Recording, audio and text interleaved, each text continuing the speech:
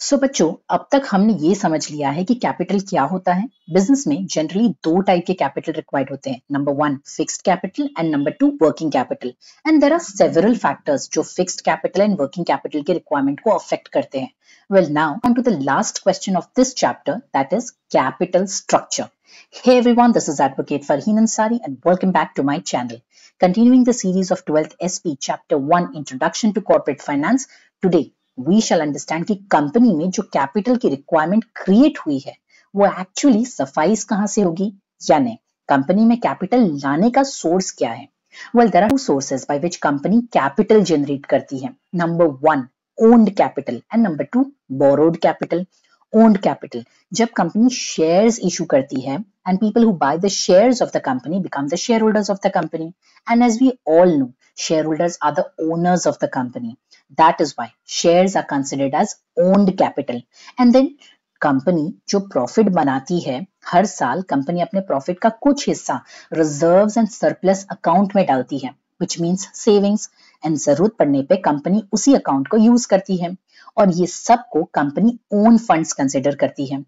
The next is borrowed capital, that is capital जो company debentures issue करके, public deposit से मांग के एंड बैंक लोन अवेल करके जनरेट करती है.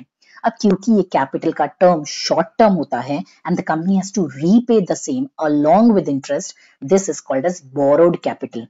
अब बच्चों, किसी भी कंपनी की स्टेबिलिटी अगर आपको चेक करना है तो look at the balance sheet of that company, and balance sheet में भी look at the debt equity ratio, meaning company का डेट कितना है vis-a-vis how much equity the company holds. If the debt is more than the equity, that means the company is more dependent on the borrowed fund. And if the equity is more than debt, that's a positive sign. That means company एक stable position पे है and makes profit and uses its saving for its capital requirement.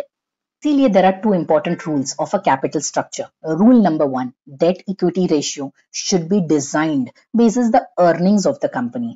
मतलब अगर company का earnings and savings अच्छा है तो company debts and loans afford कर सकती है, लेकिन अगर कंपनी का earnings and savings ही नहीं है और कंपनी लोन पे लोन लिए जा रही है तो सवाल ये है कि कंपनी उसको रीपे कैसे करेगी. ये सिचुएशन इंसॉल्वेंसी क्रिएट करता है. एंड रूल नंबर टू, बच्चों कंपनी में equity includes shares, securities premium, reserves and surplus. अब equity is like a cushion in the capital structure. अगर किसी रीजन की वजह से बिजनेस में लॉस है या रिसेशन का पीरियड चल रहा है तो अगर कंपनी में इक्विटी है तो इक्विटी उस लॉस को एब्जॉर्ब कर लेता है. इसीलिए कंपनी को अपना कैपिटल स्ट्रक्चर प्रॉपरली बैलेंस करना चाहिए एंड अपने इक्विटी कैपिटल को स्ट्रॉन्ग मेंटेन रखना चाहिए ताकि डाउन टर्न में कंपनी ज्यादा अफेक्ट ना हो. Let's understand the component of capital structure in a company. Number one, equity share capital.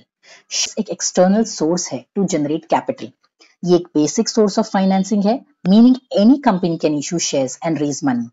People who purchase equity shares are called as equity shareholders, and equity shareholders are the real owners of the company. क्यों? Because number one, इनको dividend fluctuating rate पे दिया जाता है. इसका मतलब if the company makes profit, they will get dividend. If the company does not make profit, they will not get dividend. And number two, इनको repayment of capital winding up के time पे मिलता है, वो भी लास्ट में. बाकी सब स्टेक होल्डर्स को जब उनका अमाउंट पे कर दिया जाएगा उसके बाद अगर कुछ बचा तो वो इक्विटी शेयर होल्डर्स को दिया जाता है. इसीलिए they are the risk bearer of the company. Number two, preference share capital. Like I said before, shares एक external source है to generate capital. People who purchase preference shares are called as preference shareholders, and preference shareholders enjoy certain privileges. कौन से privileges? Number one, इनको dividend fixed rate पे दिया जाता है, meaning no matter company profit करे या लॉस करे, इनको इनका डिविडेंड फिक्स्ड रेट पे दिया जाएगा. एंड नंबर टू, इनका repayment of capital is guaranteed after a fixed period of time, say for 1 year, 2 year, 3 year.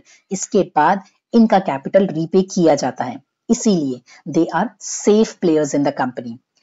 Number three, retained earning. This is nothing but savings of the company. Her profitable company अपने profit का एक हिस्सा reserves and surplus account में डालती है and जब जरूरत पड़ती है तो इसी प्रॉफिट को प्लाउ बैक किया जाता है बिजनेस में. इसीलिए it is an internal source of generating capital. Last component is borrowed capital. Again, borrowed capital में पैसा debentures, bonds, public deposits issue करके लिया जाता है. Further, the company also avail bank loans. अब क्योंकि ये फंड्स कंपनी बाहर से ला रही है, this is called as an external source of finance. Borrowed capital पे कंपनी को रेगुलरली इंटरेस्ट पे करना पड़ता है एंड इसका टाइम पीरियड भी फिक्स्ड होता है रीपेमेंट का. से 1 ईयर, 2 ईयर, 3 ईयर के बाद ये फंड्स को रीपे करना पड़ता है. With this, we complete our chapter 1, Introduction to Corporate Finance. Hope you've understood this chapter clearly. In case of any questions, do let me know in the comments below. And for the notes on this topic, do join my Telegram group, of which the link is provided in the description. Until we meet next time, thank you everyone. Bye-bye.